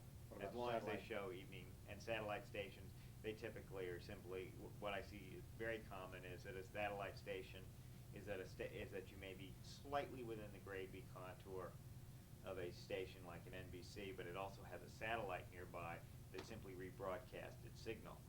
And you would count that as 1 signal. You look at what if the I have satellite satellite dish in my backyard. No, Okay, we no. don't count satellite. Something called satellite stations, which are Oh, simply okay. which are simply stations that are licensed to rebroadcast the signals of the one broadcast station. It's a way that you expand your coverage area. Joe, could you clarify on duplicative channels? PBS affiliates, for instance, that ran significantly different programming, would they necessarily be considered duplicative? And here's the reason for my request. The test is 50% of the 50. Do they duplicate 50% of the programming at the same time during prime time? So if there's time shifting, okay, because that's otherwise, not duplicate. people are counting to 6, and you've got 3 networks, PBS, you've probably got Fox, and then if you do have Fox and a single independent, you're out of luck, right? Because you've hit 6. Right. That's right.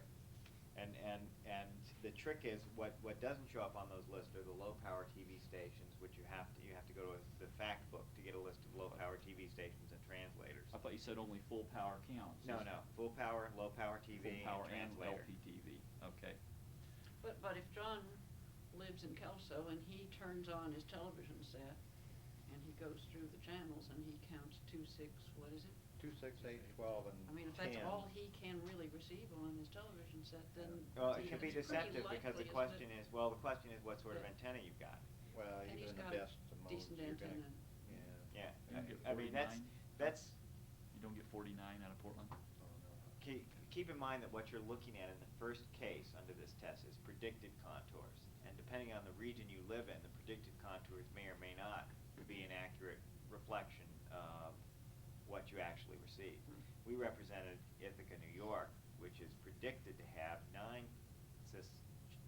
signals covering it from Syracuse and from Binghamton. But Ithaca, for any of you who know upstate New York, is surrounded by mountains all around on every side except for one side. When you go out and measure, you find that there's not a single signal that reaches that city.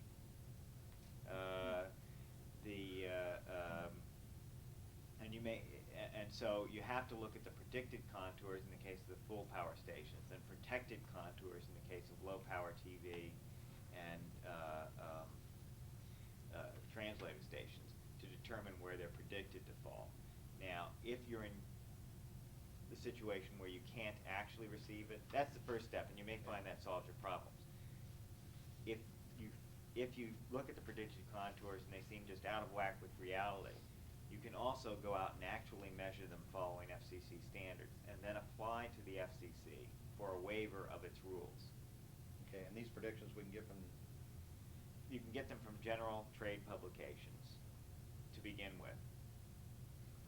What we then recommend is that cities contract with an engineer to draw up a map showing the city limits and where the signals are predicted to fall. And there's a number of engineers who will do that.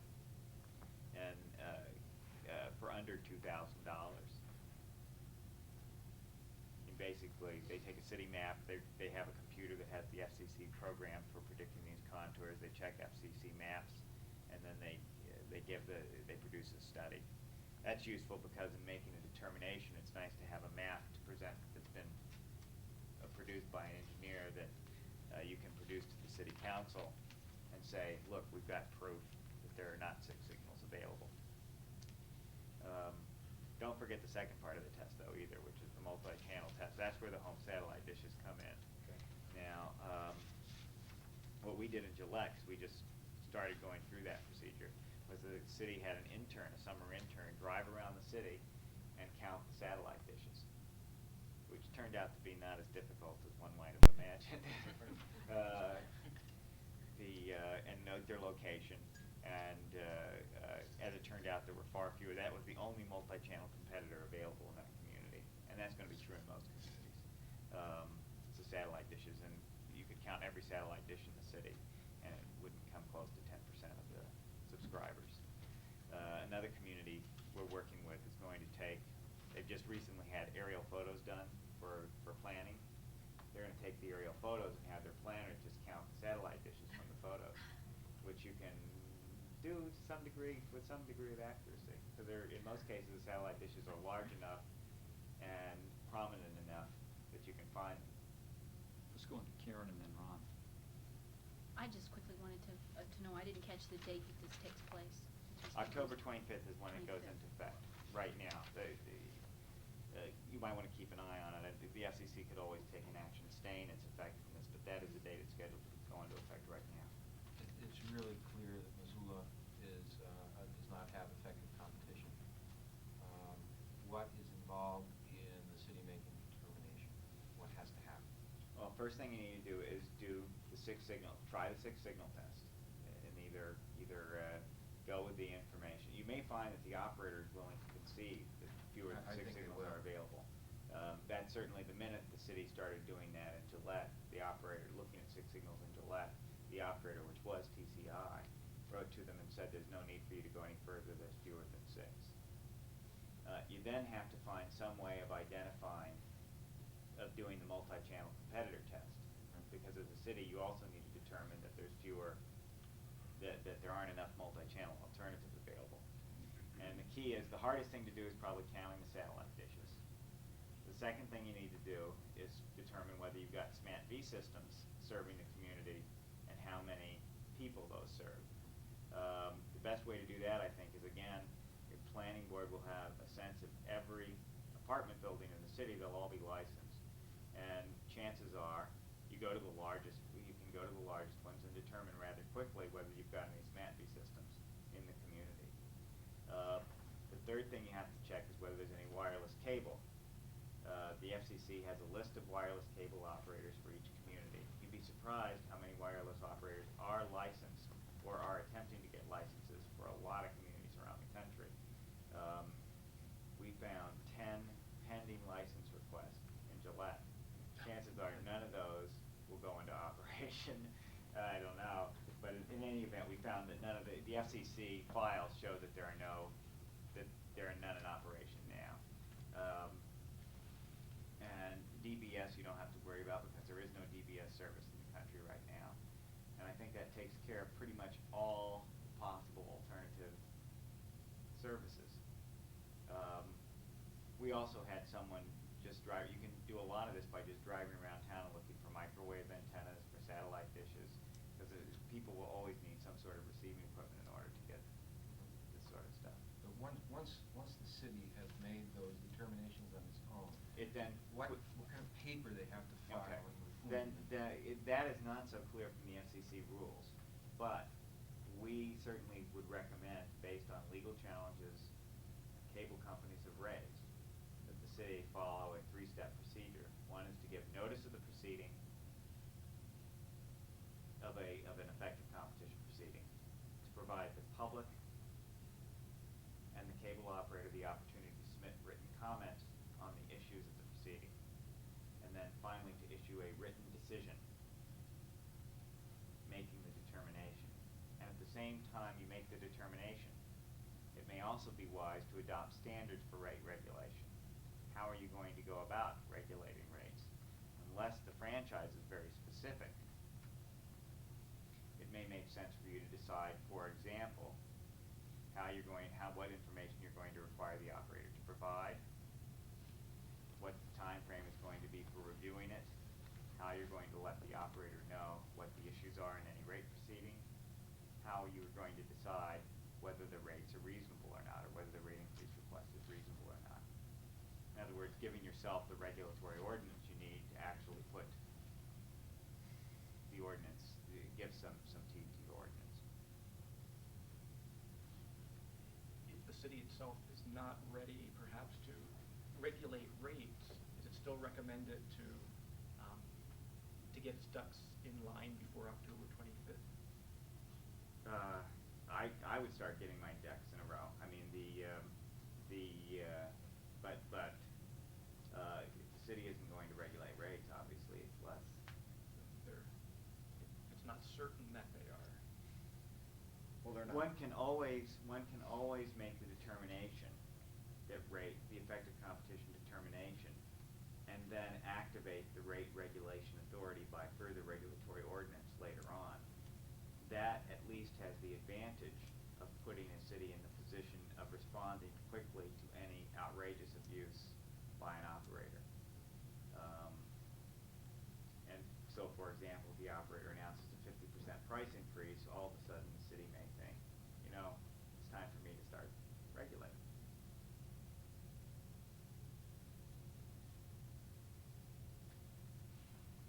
Any other questions? I have a question that takes us off your main topic. I think it's of general interest. Maybe I'm wrong, but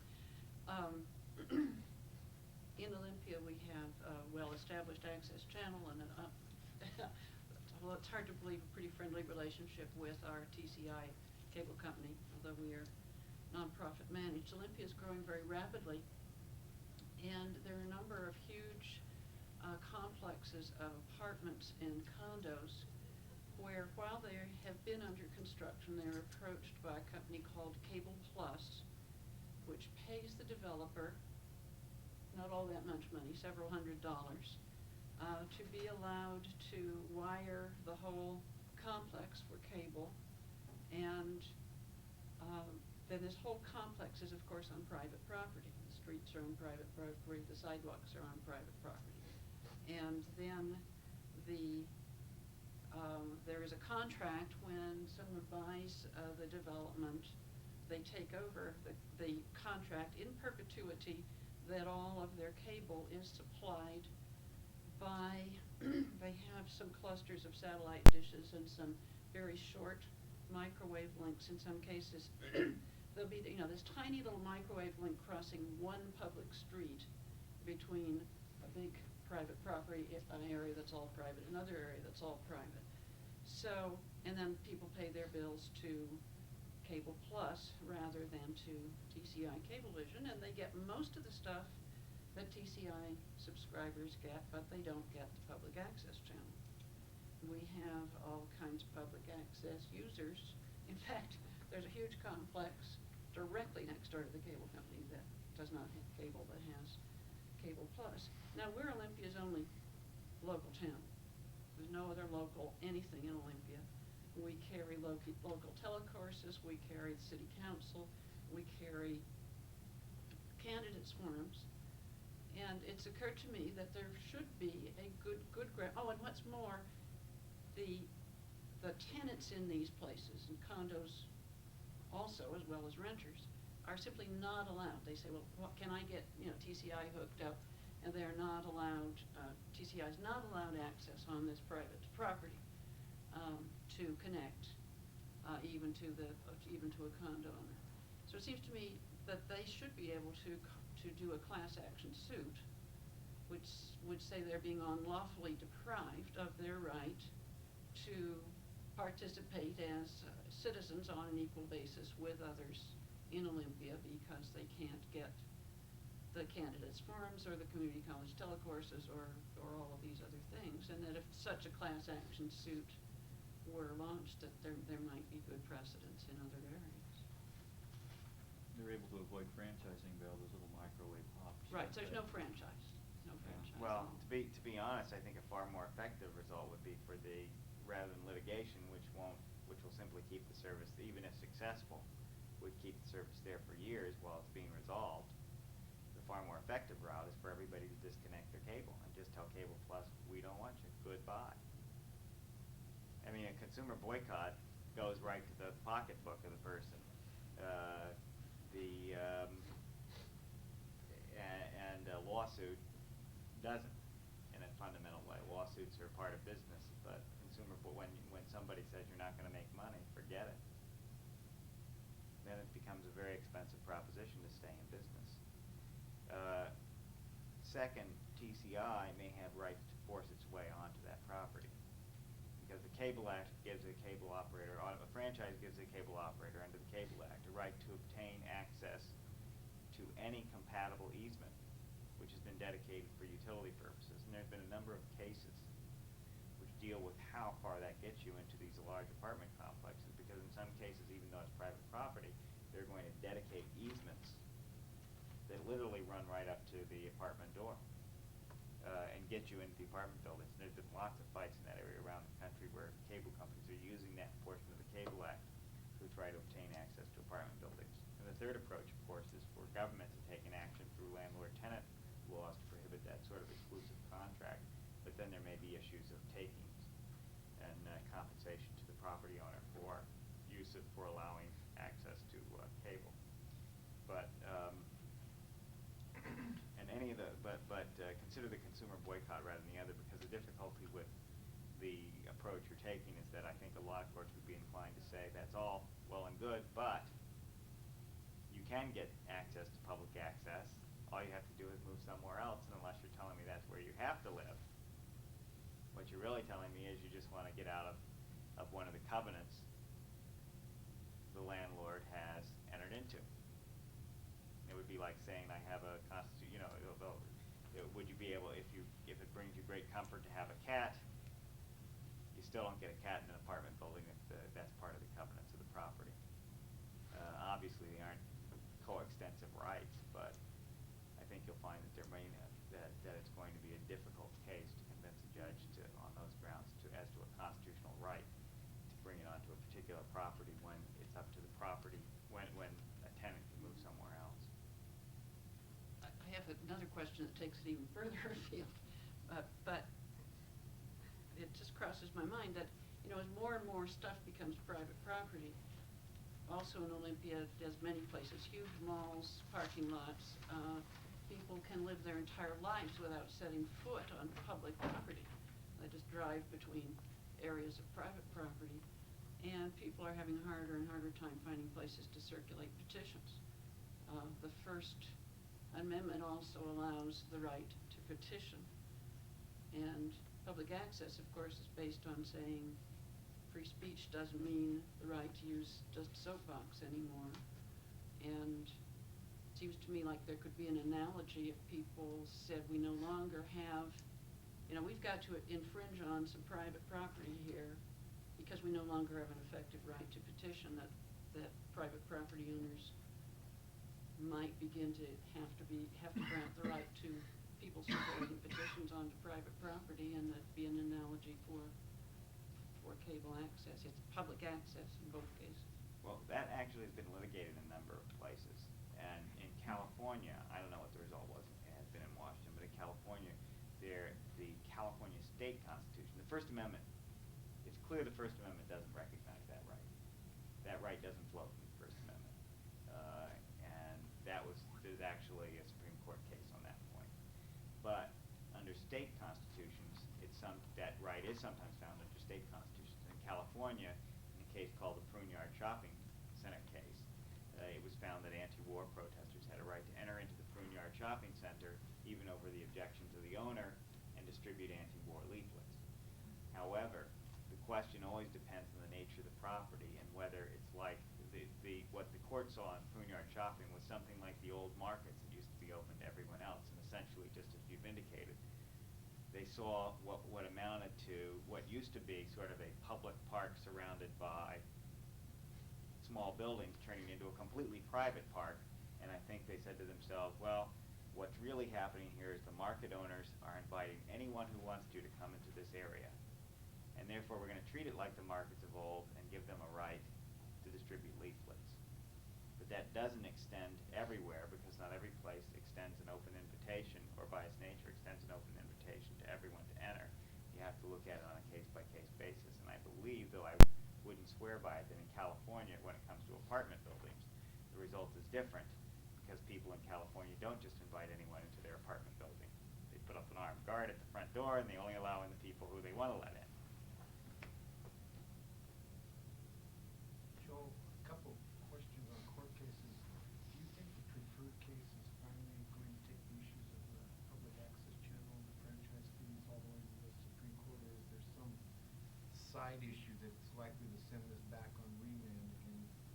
And then I would also want to know if you thought that Arkansas tax case had any benefit for some of the arguments that could be argued in favor of public access.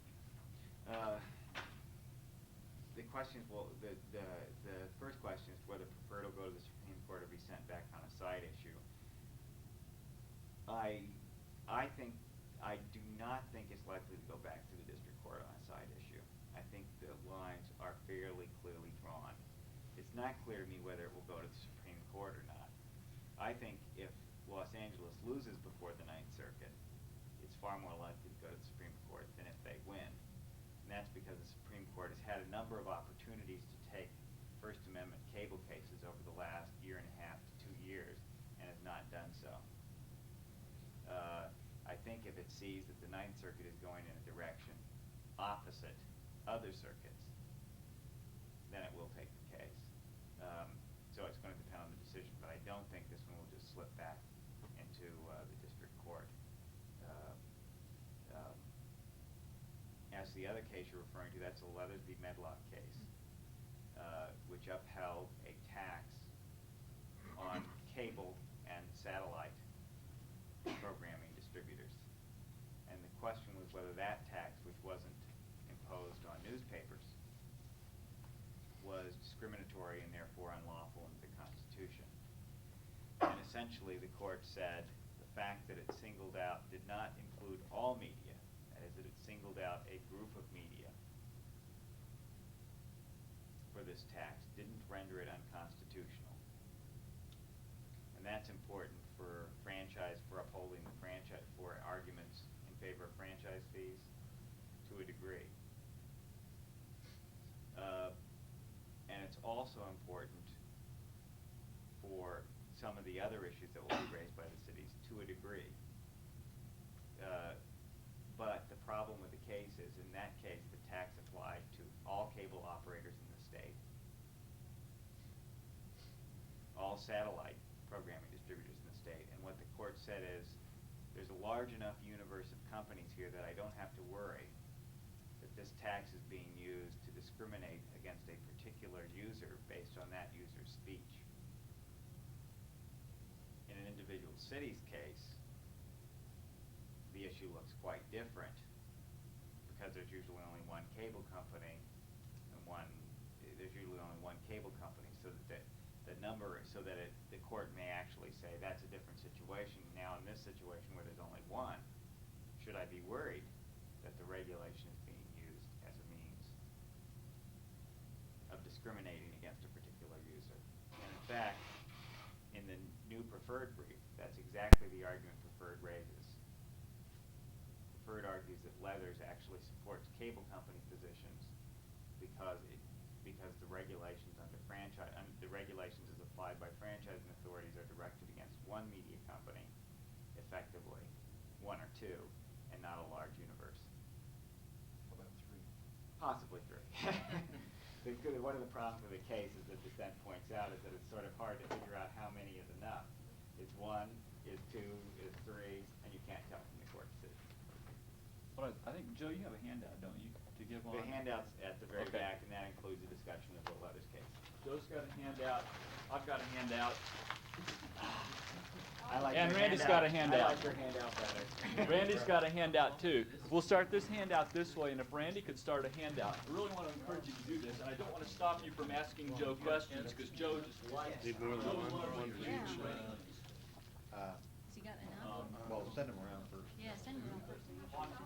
Yeah, if everybody want a handout, Joe does good handouts. I wanted the name of the guy in Virginia because I have a lot of family there. These are actually handouts They can write him from too. the National I gotta go. Convention. My husband's out there waiting for me. Let's say three apiece, and let's start with this. Now, Joe may want to do some corrections because this is based on the Arizona one, but Joe has said you may want to take an extra couple postcards Okay.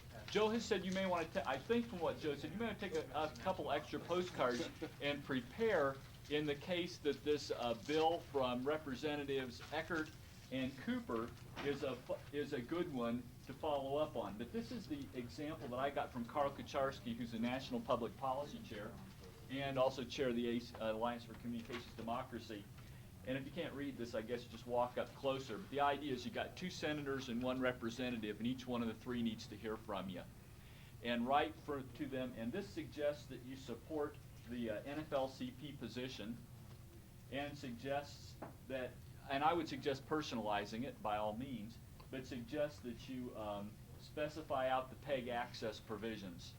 And once again, the PEG access, or public educational government access, is what the federal language says in the Cable Act. So that's what you want to refer to, and not your, community TV or something like that, which is actually a more meaningful term. Actually, it's public educational governmental use in the Cable Act.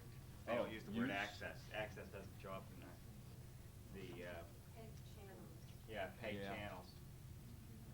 Now, the zip code, by the way, for the House, I know it's different. I think it's 11. Joe, what do you think of this? Let me say that I think the most important thing to say here, actually, that you need to add in is that the NFLCP is trying to obtain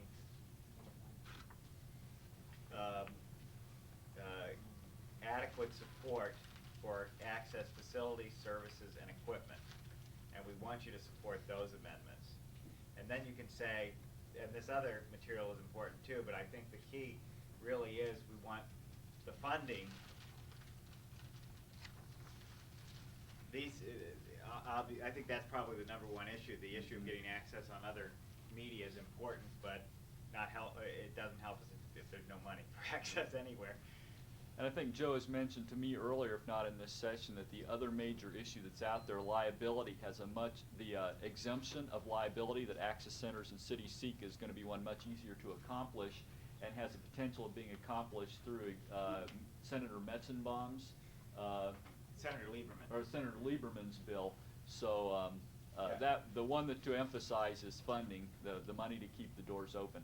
And the immunity issue, you can simply say that for purposes that access centers ought to have the same immunity as operators have under the Cable Act for programming run on PEG channels. By the way, there will be a test on everything that Joe said over the hour and 15 minutes, and if you forgot even a single part, you have to go through the session over and over until you remember each one, and that's why it's being taped. I've got one other thing to ask. If any of you are interested in serving on the Regional Public Policy Committee, I serve as that chair, and I'm looking for a few good people. Now, I'm looking for many good people who will serve on this committee primarily as an information tree, as a phone tree, so if we need to get the word out in a hurry, that we can do so. And that I could call you, or someone else could call you, and that you in turn would call 5 people. And that you could also participate in some of our other projects, of which there won't be a great number, but maybe going out on some information gathering and advocacy ventures. So if you're interested in signing up, please do so. I'm noticing a small flaw in your model here, which is because this is not a picture postcard.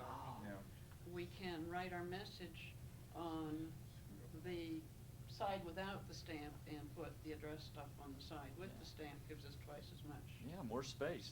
All right. Okay.